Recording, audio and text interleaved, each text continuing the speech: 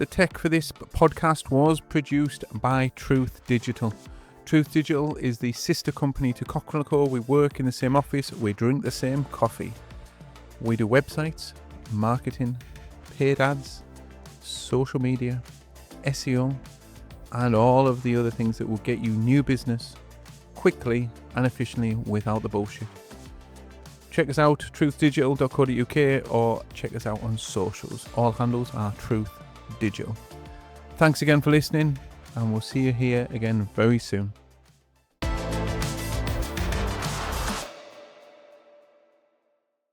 Harrison, welcome to the UK Flooring Podcast again. I know, thank you. I know.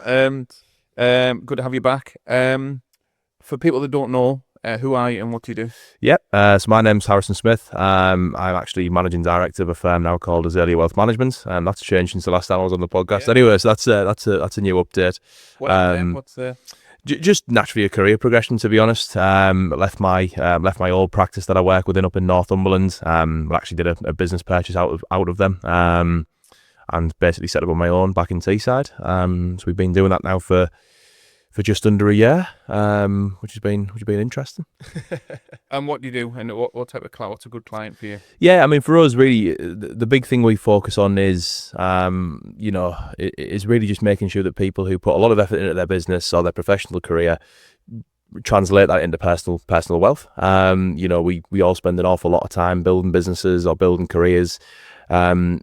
And too often people have nothing to show for it. They get so wound up in the doing, they forget about the takeaways for themselves personally, and that's where we come in, really. It's really streamlining and helping business owners and busy professionals generate some personal wealth. Well, for the listeners' benefit, we do invite anyone to come on the show, but we don't, certainly in a financial situation, bring any Tom, Dick or Harry on. You've helped many of our clients with their, because at Cochrane & Co, we obviously help people increase their bottom line, look at pensions, as in how to actually pay for a pension, and when they've made some money, what to do with it, because there's a knowledge gap of that. So for anyone that's listening, you do our pensions, you do many clients, different stuff, and help us if we've made a little bit of money, what can we do tax efficiently with it? So that would help. I've got them in my mind, so hopefully I'll remember them. But I'm going to hit you with a few questions that people might want to know. Yeah, of course. And then you can, because there'd be questions I would ask when I had a shop or things like that. So if I knew I hadn't got a pension at all, and I thought I need to sort a pension out, which I probably thought for about 10 years, thinking, fuck it, I'm not going to do anything. But I had 500 quid a month left over, and you were happy to put it into a pension. Is that enough? What would you do with it? Would you not bother? Low scale, I've got 500 quid a month, I've got nothing in savings. What are you doing with 500 quid a month? Yeah, I mean, obviously, as you say, as a business owner, pensions, I think pensions are both, I think for those, like you said, there's a massive knowledge gap, I think, when it comes to pensions. People historically see them as quite restrictive, see them as a bit of a blunt object is probably the best way to put it. But, the actual system and the way that pensions work in recent years, particularly since 2016, has changed dramatically. As a business owner now, it's probably more so about understanding the tax relief as it is about the investment growth. When you put in, we'll use your example of £500 a month into your pension, that's over a year, that's £6,000. That £6,000 comes off your top line for corporation tax purposes. So if let's say your profit was £100,000, you put your £6,000 in, now you're getting taxed on 94. So what's one thing that business owners are always looking for? It's a way of saving some tax. That's a way of being able to save tax, but more importantly, pay the money to you. It's not like you've got to go out and pay somebody else or buy something. It's literally money that you're putting away for yourself. And that's another great aspect of pensions, that when you look at them, really they are the most tax efficient way by far of getting money out of your business. There's just no alternative to that. Effectively you are taking money out of your business for your own benefits, tax free. So the actual processes of pensions and the benefits, once you understand them, they start to become a lot clearer and a lot better. And the way that I always, when I discuss it with Cochrane & Co clients and with yourselves and other business owners, the way to think about pensions is, as much as they are about planning for you and your later life and your retirement, they're an unbelievable tax saving vehicle, and that's how you need to look at it and structure it as a business owner. I think that's what I struggled with for years, because you think, well, I could spend it on something now, and I can't. I don't even know what's happening next year or in 5 years' time. When can you actually start and access the cash that you built up? When's the minimum time? Yes. So it's at the moment it's 55. Legislation is changed in 2028 where it'll be 57. And I agree, you know, that is the big holding off point for a lot of people when it comes to pensions. But, you know, I would argue the biggest restriction of a pension is also its biggest benefit. You know, allowing that money to sit over many, many years allows the power of compound interest to take over, and allows that money to, you know, to generate and grow in a way that it just simply wouldn't if you were always dipping in and pulling from it. Just naturally, like any investment, if you leave it for long enough, the rewards are there to be had. And I think that's the bit that kind of needs to be remembered, and it comes back to the point that you made about I've got £500. That's the discussion point. You know, it's not really about how much it is to, you know, when I see a client, it's not really, I don't really care how much they've got, to be honest. It's about how much it is in the context of their business and making sure it's affordable. And for some businesses, that might be 500 quid a month, 6 grand. That might be, you know, in other businesses, 5 grand a month and 60 grand. You know, it's about making sure that the advice is right for that client and that business. No. I saw a thing, the reason why I picked 500 quid was because my son's turned 16 in 3 weeks' time. Mm-hmm. Yeah. And I don't know the numbers, but it was something similar to, you know, when you're 17 or 18, you want a nice car, you're looking like the top G if you've got a BMW and all this, and 500 quid a month could get you a nice car. I know you're probably not going to be insured and all that, but let's just say you get a BMW and a 600 quid's worth of a month insurance and all this type of stuff. And it said, it wasn't stating that, but it basically stated if you, rather than getting a car on finance at the age of 18, put 500 quid away a month at the age of 18 as me. And I'm sure it was something like 35 or 40. You then become a millionaire. Mm-hmm. Out of my head fell off. I'm like, so if you had the mindset of like, I'm just going to drive a shit car. Yeah. but by the time I get into my 30s, so I can't remember exactly what it was, but it was something similar to like when you start your life of being able to get credit, rather than crediting yourself up, start sticking it into some form of investment.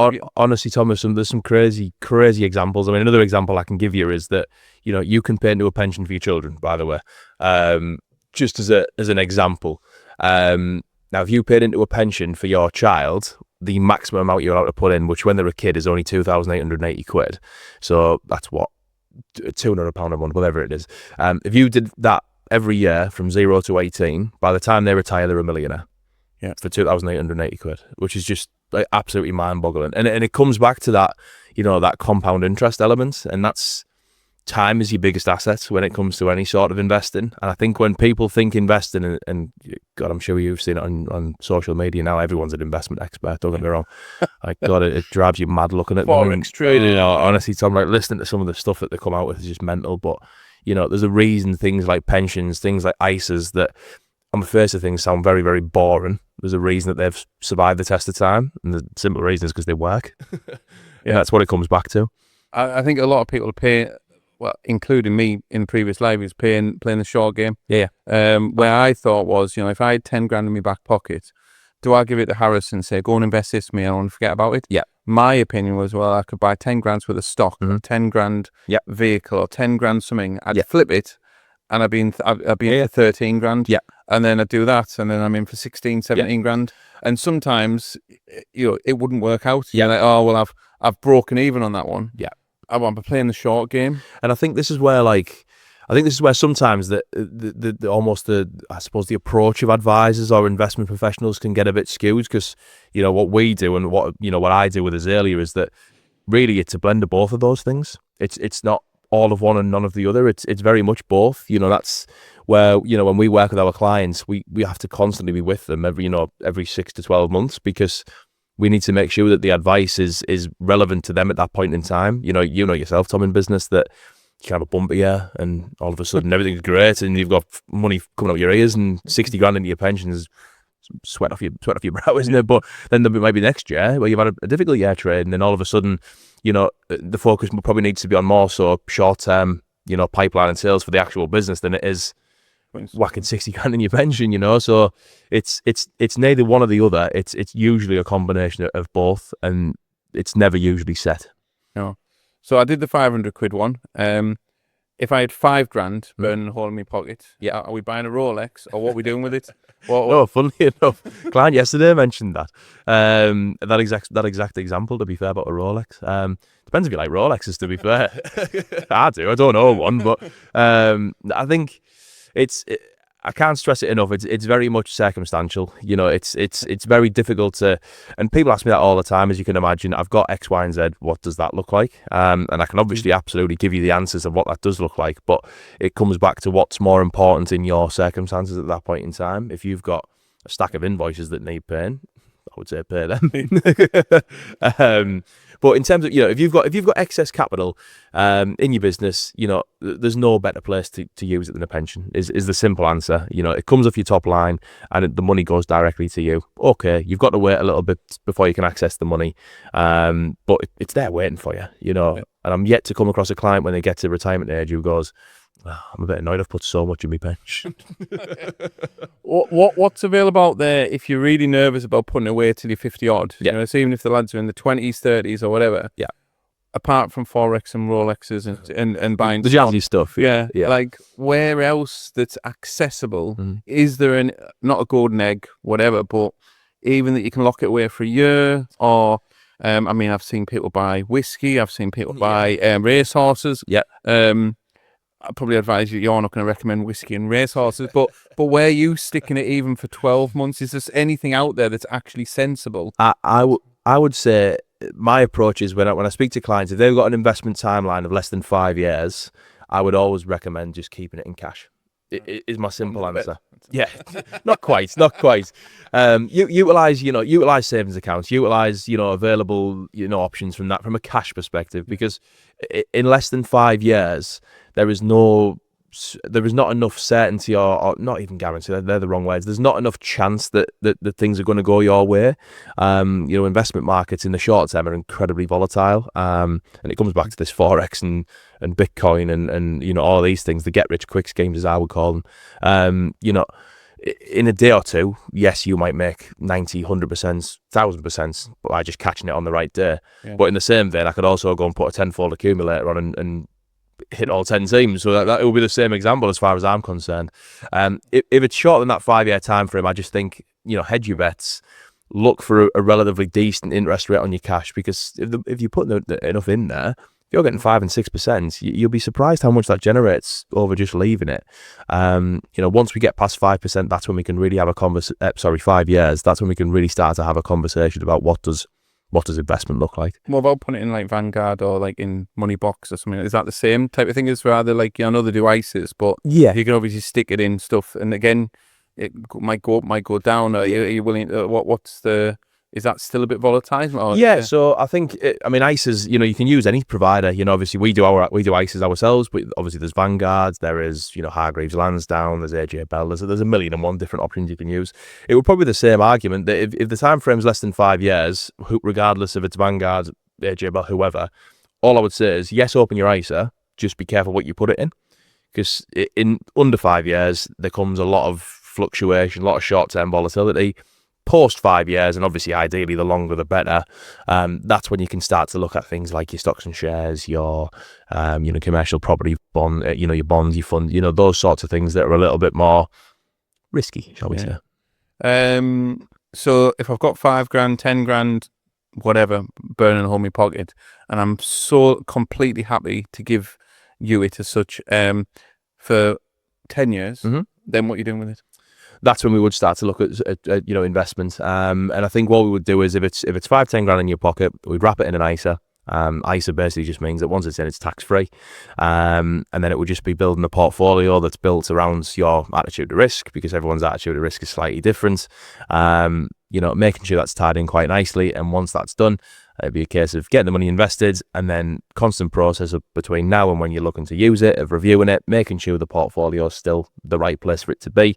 It's very clear that the world is changing very, very quickly. With every month that goes by, to be fair, we're going to have another prime minister again in a couple of weeks. And then that's where I suppose I earn my money, for lack of a better phrase. The investing it and picking the portfolio for the most part to start with is relatively simple. It's how do we make sure that stays relevant and stays reliable, which I think when a lot of DIY investors do that, that's not necessarily the case. It just kind of goes in and what will be, will be. Yeah, and it's rolling dice. Yeah, exactly that. So you can put it on the Fury fight, or you can put it on there. Well, it's yeah, exactly that. Yeah. Explain to me. I mean, we bought commercial premises, which I'm pleased we sold and we made a profit on a few years ago because we had an ulterior motive because we wanted to get back bricks and mortar, do a house, etc. But if I had not been in that position, I would definitely still own that property in a pension. And I think it's a brilliant business decision in some elements, some not everywhere. People have got a retail flooring shop that they can acquire that building in a pension and kind of rent it back.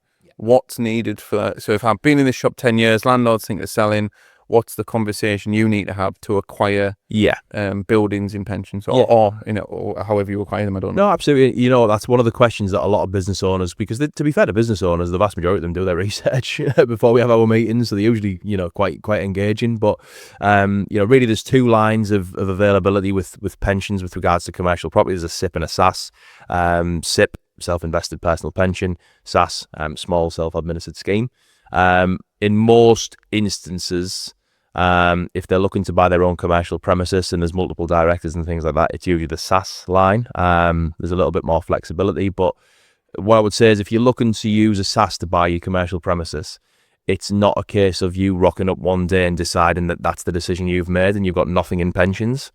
In the conversations I have with clients who that's an ambition for the future, what I always say to them is that we need to build up a pension plan to begin with. There's got to be some money in there to use, because I think what a lot of people don't understand when it comes to SASs is that once the property is bought by the SAS is solely responsible for that building.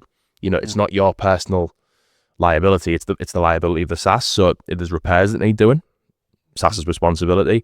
If there's conversions or anything else that needs doing, SAS's responsibility. If there's VAT that needs paying, SAS's responsibility.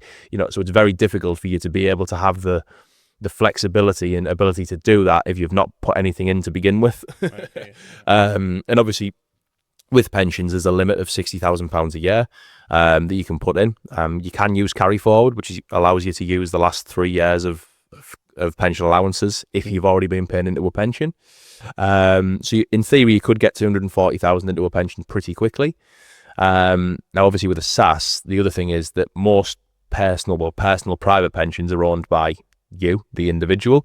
With a SAS, you can have multiple trustees. So I don't know, for example, a business example, 4 directors, make the numbers simple. All 4 would be members of said SAS pension, 25% split each. So you could combine your existing private pensions. Let's say they all had £100,000 each. Combine all of that together, you've now got a SAS worth 400,000. So like I said, for anyone who's kind of thinking of that, I agree with you. They're a fantastic vehicle in the right circumstance. Very tax efficient, very useful.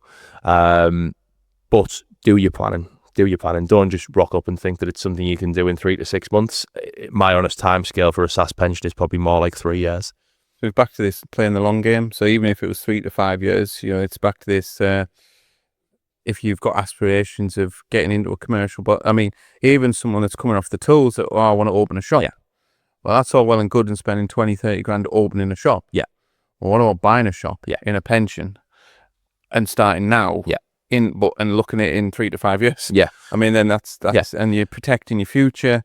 It's probably a better financial decision.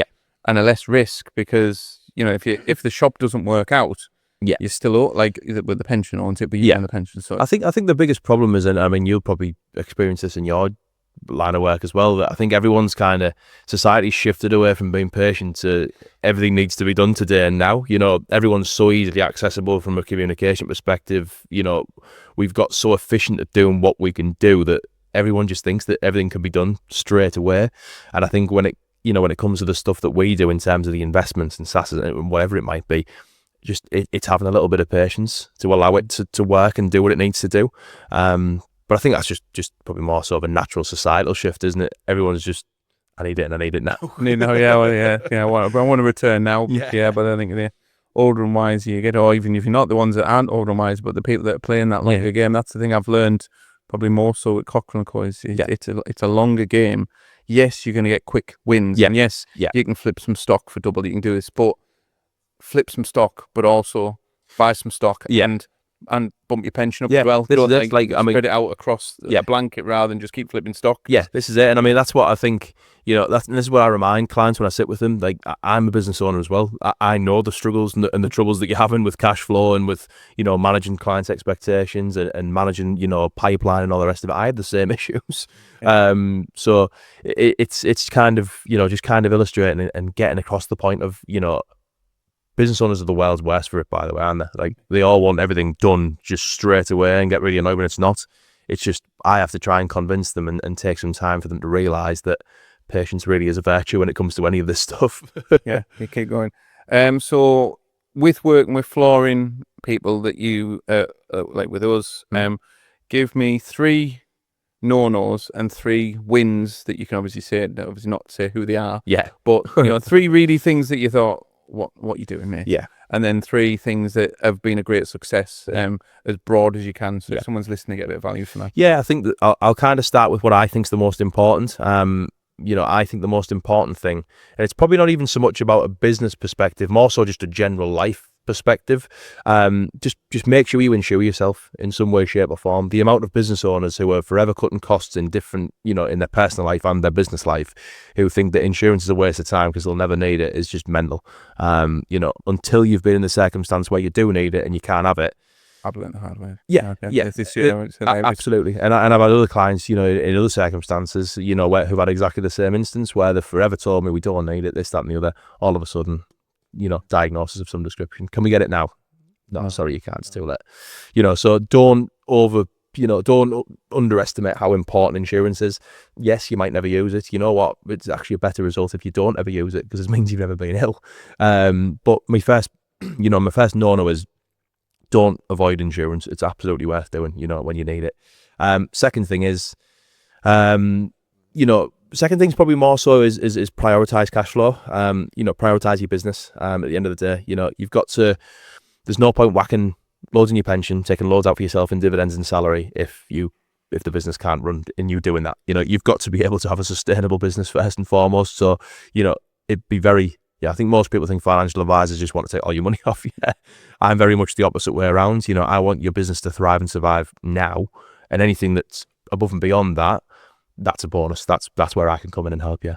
And the third thing is just is doing nothing. All business owners, myself included, from time to time, just get really, really guilty of getting stuck in their business, and forgetting to actually work on it. And I know that's a very cliche phrase that a lot of people speak about, but saving the pension, I remember for years I'll get around to it. Yeah, get around to my pension, and then like another year goes by. Yeah. I'll do it next year. It doesn't matter when I'm 31. Doesn't matter when I'm 35. And then it's like, hang on. Yeah, and now we're thinking, right? Yeah, we'll probably need to think about something. Yeah, and when I do the projections, Tom, it's mental, because I'll show them for when we'll sit down and say this is what it looks like in 20 years' time, and the number might be, I don't know, for argument, £500,000. This is just off the top of my head, but you add one more year of contributions where the contributions might only be 10 grand, but because of that compounding factor, the growth's like 500 to 550, and then 550 to 610 the year after, and it just kind of illustrates how important that time is. But it's both ends. It's not about finishing earlier. It's about starting earlier, because that gets you finished earlier. Yeah.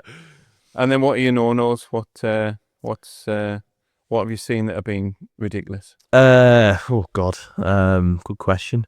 I'll give you a funny one for my aspect of here at Cochrane & Co. We had a client, can't mention names, can't mention when it was. Yeah. But they said, I've got 130 grand in cash under my mum's bed. What can you help us recirculate that? No, absolutely not. like that isn't a service we offer. Yeah. I understand that's like, but that's what, that was his number one priority.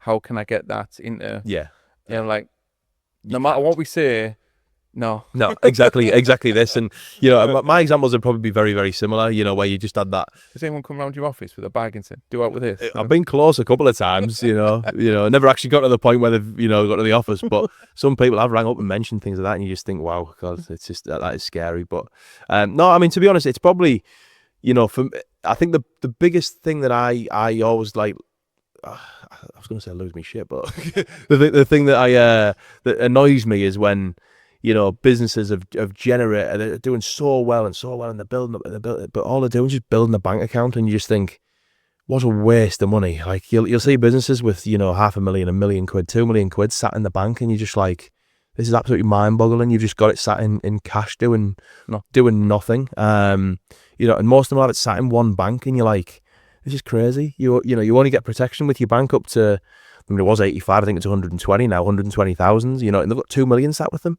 And it's like, if your bank goes pop, which, you know, all right, it doesn't happen every other day, but it does happen.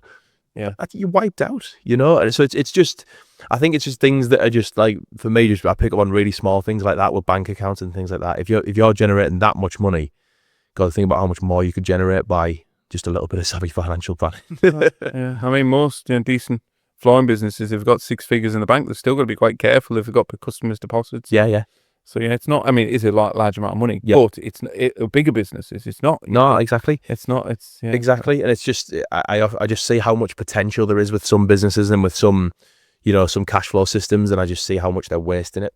So that's the big thing, really. I'll struggle to think of 3, because a lot of businesses, particularly the ones that got off yourselves, thankfully, ran quite well.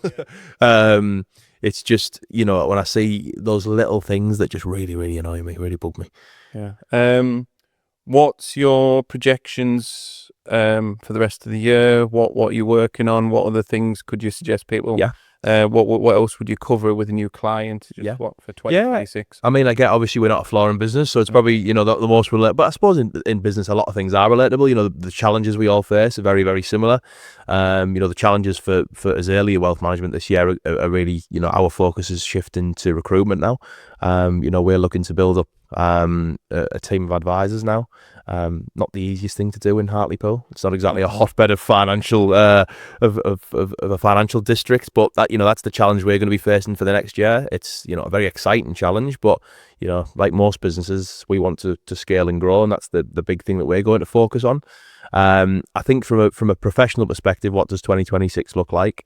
I suppose from an investment outlook, a lot is going on at this point in time in the world. But what I would also argue, you know, to that, when anyone, you know, talks about investments and time in the market, there's no such thing. There's always something going on. You know, the world's a big place now, and it comes back to what I mentioned earlier about everyone being contactable. It's the same with global markets. What happens in Japan affects what happens in the UK, affects what happens in North America. So, you know, we've got new Prime Minister in the UK. That'll be number 11 in the last 4 years, is it? So nothing new. You know, got Trump in America, who's very volatile, is probably the best way to put it. So I think for the rest of the year, there's going to be some ups and downs. It's going to be a bumpy ride, but it's never been straightforward, and that's what people need to remember from an investment perspective. And I think, yeah, it's just more of the same, really. Just getting people to engage, have those conversations. You know, really, the reason that our business exists is for busy people. You know, everyone, with the greatest respect, probably could do in some way, shape or form most of what we do ourselves and choose to. You know, some get themselves in a hole, some do it really successfully. You know, we want to do it for business owners and busy people that just don't have the time, you know, who can focus on their business, and that's going to be the ongoing focus. No, I love that, and I think that's the whole, you know, sort of play the long game, even start small, and start early. I think that's probably everyone's looking for that golden 4x, $3,000 a month straight in your back pockets.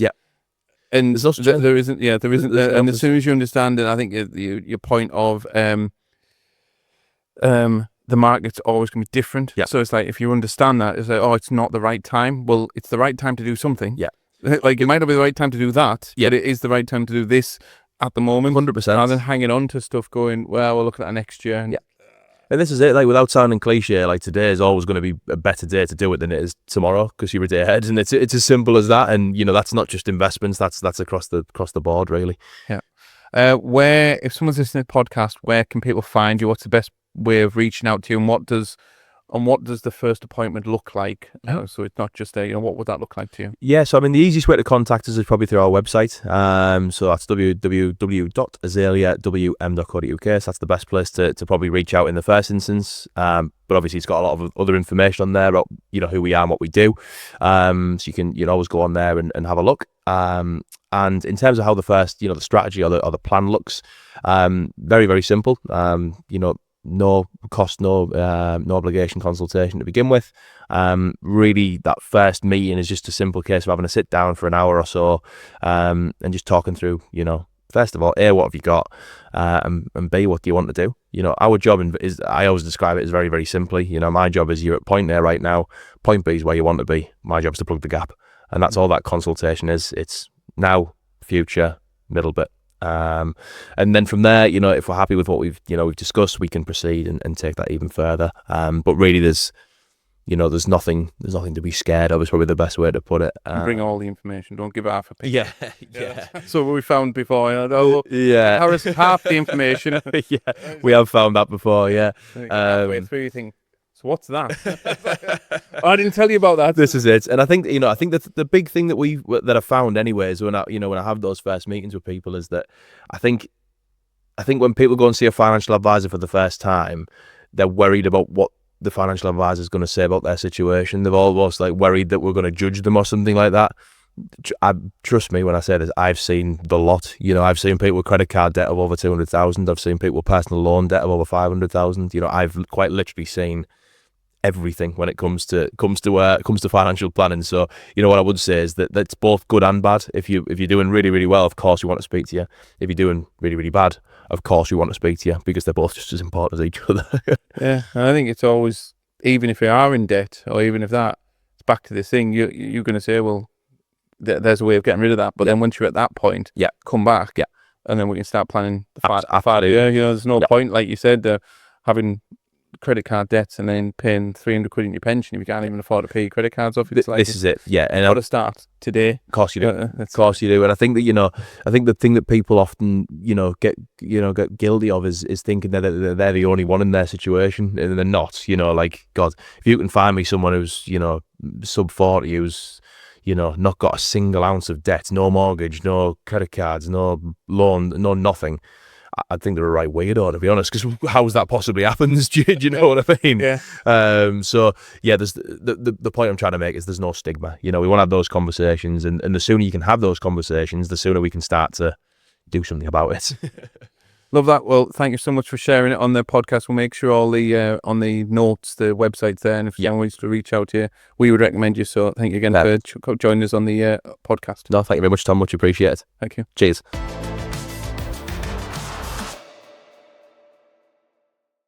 The sponsor for this show is us. Is Cockrell & Co.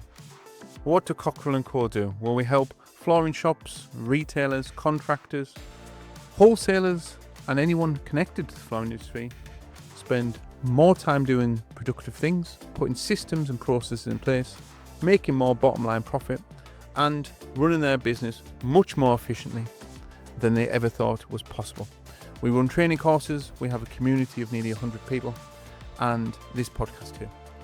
So if you want to know more about what we do, the best place to find us is either on social, Cockrell & Co, or the website, which is cockrellandco.co.uk.